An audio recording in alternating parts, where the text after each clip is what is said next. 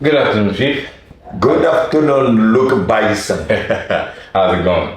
Everything is nice. Home, chilling, enjoying the weather. It's Okay. really hot out there, but life is good. Life is good. I agree. Thank you for having us in this beautiful home of yours. And honestly, today I feel like we should talk about how, as an athlete, I used to play rugby and I used to play at the high level. I represented Lebanon. And I know that you guys at football, we have some similarities. So I wanted to know what was it like being in the professional shoes and try to see if we can find a relation between them. As a footballer, what we always do is, everyday routine is to be honest with you, there is a lot of similarity. They all it's always we do a lot of things that are the same.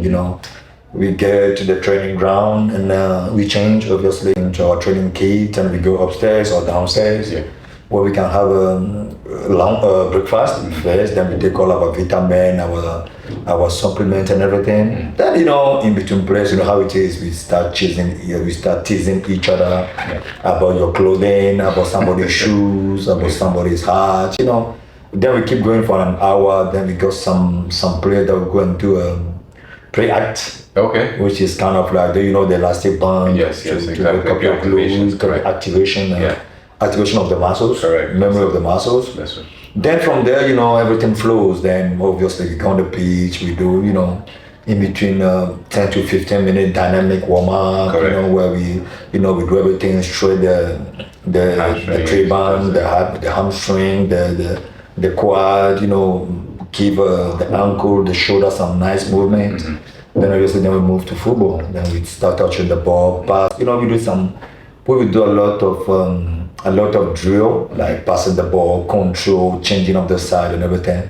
Then we always find a way to do like tactic. Okay. Then we always finish with a game and a 7v7, 8v8, on a small pitch. on a small pitch. Then after the training, obviously some players will stay and work on their dribbling, some will stay and work on their finishing, some will stay and work on their endurance, and everyone know what they need.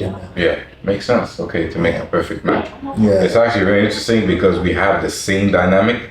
It's exactly the same the way that you described it, and I like how you talked about it. But now, for example, I know that in your game, it's a lot of physicality and a lot of mentality that you have to have. Physicality, like rugby player, it's way different, man. Yeah, so yeah, I'm listening. But I believe that because sometimes when I see you guys play, especially in maybe like Premier League, right? There's way more body contact and there's way more aggressiveness than I see in other leagues. And I want to know, like, how does it feel like playing at that kind of intensity? To me, when you are inside, you don't feel any difference because you do everything accordingly, which means you go into the gym, as I said, you do your pre-art. Obviously, those are the similar thing we do before the game. You use the how you call it, the foam roller. Yeah, foam roller is correct. Foam roller to release all the tension in the muscle before the game, so everything is ready. And we always find a way in England. Every single player, we always end up in the gym 2 to 3 times a week. Okay. So everyone is physically ready because we know it's going to be every weekend, week in, week out in England. It's a battlefield. Makes sense. So you have to make sure that your body structure is ready to Take the beating, yeah. to take the beating, and you have to be ready also to give some beating. So is that's why is the toughest and the hardest league in the world, and the Premier League is very hard. And I was lucky enough, to be honest with you, to be able to play for 4 different teams in that league, and I was lucky enough to play in that league for over 12 years. It's a record for any Togolese to play in the Premier League for 12 years, and that high intensity, the envy is very big, the motivation is big. Every game has its own food. When people are kicking people, when people are trying to win games, you go to Wigan, you go to away play against Everton, against Stoke City. It's always the same story. It's winning, it's raining, and they will kick you. The players are giant, and it's such a beautiful league. Yeah, you have to be inside to know what is really what is really happening inside. That's true. We have the same similarities. Like whenever everybody talks about New Zealand, it's like these big people that you're scared to face up because they have that reputation, like their aura already. When they step on the field, you already have to be mentally strong to be able to face them. Well, you're talking about New Zealand rugby, obviously, that all blacks are. Yeah, all blacks. Exactly. Yeah. So, we are obviously, even if you don't love, even if I don't like, I'm not a big fan of rugby, Yeah. but we all know about all blacks because they are, most of the World Cup, they're in the final, and they're in the finals, and we can see their body structure. And for me, the funny part is when they run it into each other, into that collection, I'm like the rock. like, how are they actually doing it? Like me, as a footballer, when I see them going, I'm like, oh Lord, what's happening?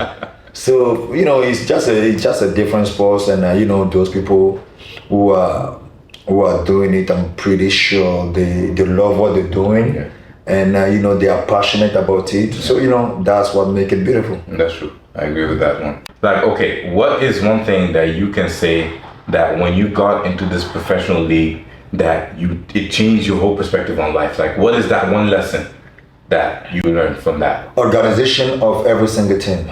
Okay. When I went from, obviously I started playing football in Togo, I was a baby, and I went to football academy in France, Collège Semens. Obviously I can see it's slightly better, obviously the organization, the discipline around the club is just huge. The respect of the institution, which is the club, is just beautiful. And when I start playing for the first time, I can see another upgrade of level of organization. Okay. And when I moved to Monaco, it's a step ahead. Okay. It's better because now, remember, I went to a club that we were playing the Champions League, so the organization is better. The traveling organization is way better. The kit man is slightly better. The shirt were better. And then from there, then I moved to Arsenal. Okay. This is a club that has been playing every single year in the Champions League, having legends like Dennis Beckham, like Thierry Henry. They used to have Patrick Vieira, Denis Overmars. Then I'm like, okay, this is crazy. Yeah. This is nice. This is beautiful. And when I moved to Manchester, obviously it's now Manchester have a plan, and that's what is working today. Manchester has a plan. That's why I joined them. We started the project of Manchester, and I'm in Manchester City because we are the first big players that they bought, and we were trying to bring a change into the club. It was Carlos Tevez, Emanuel Adebayor, and Kolo Touré. Wow. Those are the first three big names they bought, and today I can be very pleased to see where they are today. Obviously, they have reached their target. Yeah. Don't get it twisted. Don't get me wrong. They spend a lot of money. Of course. But spending money is to win the Champions League. They have won it. So at the end of the day, they have achieved their goal. Their goal. They have reached their target, which is beautiful. And then I moved to Madrid. And Madrid is as a lot of Togolese people will call it, the White House. Everything about that club is so different and is clean. I cannot say, people would like to say there is no perfection in God, but I would definitely, those small 6 months or 8 months I spent in Madrid, I would call it perfection. Wow. The organization, the way they treat you, the way they behave towards you, the way they talk to you, it's just incredible. It's something else. The White House is something else. So I wish most of the African players, and I wish another Togolese will have a chance to play for Madrid one day. And I want to see that the day one Togolese will sign for Madrid, trust me, no matter how old I will get, I will find a way to get my ticket and go there, because that's one of the best. It's an achievement for me. Okay. For another Togolese to join Madrid is such a beautiful club. I'm praying it's not going to be easy, but obviously, as I said, I have been through it all, level by level to get there. I went from Togo to Metz, from Metz to Monaco to Arsenal to Man City. I spent a little bit time in Madrid, came back to Man City, then went to Tottenham. So to get there, I was not born in Madrid. Okay. I wasn't born in Spain either. That's true. So I worked my way up there. That's true. So I wish I wish that exactly the same to my fellow country people, because it's one of the most beautiful things in football. Obviously, I'm talking about those who dream to be a footballer. Of course, makes sense. And honestly, from the way that you're speaking, you're really seeing that organization and discipline is the way to go. So now, does that mean that any player in the world right now that has a decent level can surpass somebody with a level of talent like Messi, as long as they have the discipline? No, talent is given by God, right? And God has given something to Messi that I don't know how hard work will surpass that. It's going to be very, very, very difficult. Okay. But obviously, and when I'm looking at a player, on the other hand, hard-working man, like Thierry Henry, that give me hope that working hard also. But don't get it twisted. Cristiano Ronaldo have a lot of talent already. Yes, makes sense. Obviously, he combined both together to be where he is today. I love Messi and I like the player that he is, one of the greatest players that ever played the game. But today, Messi at 36 is struggling physically. We saw him last year in Paris Saint-Germain. We saw him 3 years already in Barcelona. But Cristiano Ronaldo, he's at 38, but he's still doing things like as if he's 20. He is in his early 20s. Yes, that's true. That's true. So that is what I'm trying to put in people's head today, because this guy sleep on time, he wake up on time, eat maybe 6-7 times a day, but only small portions that are good for his head. Right. He control his physio, he control his Pilates. He does literally everything. To the dot, Exactly, to the dot, to be a perfect professional. He's an example. Okay. So for me, obviously, the only talent is good, but it's not great. But talent with work rate make it perfect. Right. That's why we have today Ronaldo, 38, still playing for the national team of Portugal. When he's needed, he's always there to bang in the goals. He's the top scorer in Al Nassr today. Obviously, hard work, sleeping on time, drinking a lot of water, not drinking wine, not drinking champagne, not drinking cognac, not drinking whiskey. He's on top of his game. So those are the things that I can share today with my fans, by telling them that they should not forget that after career, Ronaldo, either we like it or not, sooner or later, he has to stop at some point. That's right. Okay, so which means, let's say he stopped at 40, so that is in 2 years. Or I saw an interview where they're saying that he's going to play up to 42, so that is going to be in 4 years. Either we like it or not, 4 years will come back. That's true.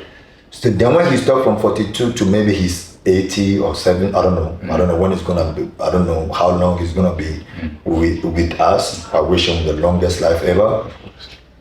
But from 42, he has all his time to drink whatever he needs to drink. That's true. That's true. From that time, he has the time to party as much as he wants. That's true.